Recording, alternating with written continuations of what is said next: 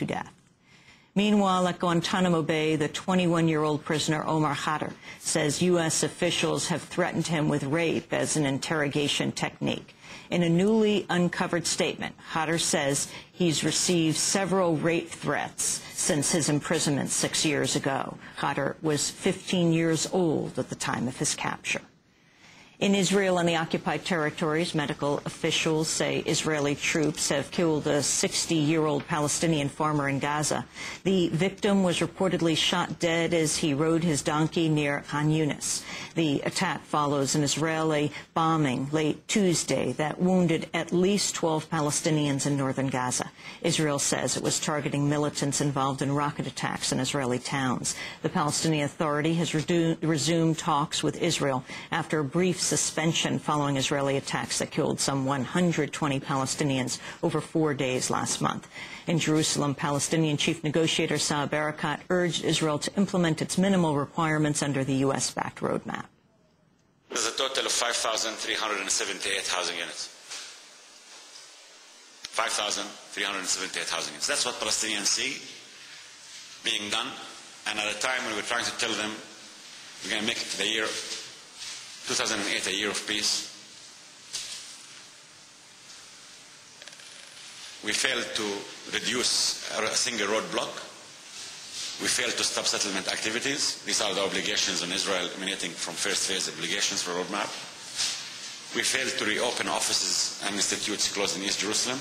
Meanwhile, Republican presidential candidate John McCain was in Israel Wednesday meeting with top government and opposition leaders.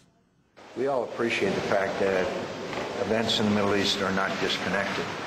What happens in Iraq affects events in Israel, the West Bank, Gaza, and even throughout the region. So I'm happy to report to you that there has been success in Iraq, even though it is certainly not completed. Al-Qaeda is on the run, they're not defeated. But we have seen a significant turnaround and success as a result of the new strategy. McCain has refused to meet with Palestinians during his trip to Israel.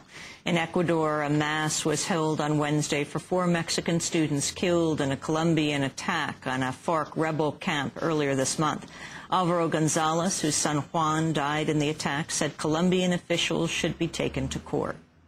The most important thing is that they do not defame our children, that they do not assassinate the truth. That is our principal objective. And the second one is that the guilty parties are taken to court, that the guilty parties confess, and that the whole world knows what they did. We have to take them to court, and it doesn't matter when. I believe that one day they will pay. The Organization of American States approved a measure this week condemning the Colombian attack. And back in the United States, the Supreme Court has overturned the conviction of an African-American death row prisoner for racial bias in his trial. In a 7-2 vote, justices ruled State Prosecutor Jim Williams improperly excluded blacks to ensure an all-white jury tried Alan Snyder.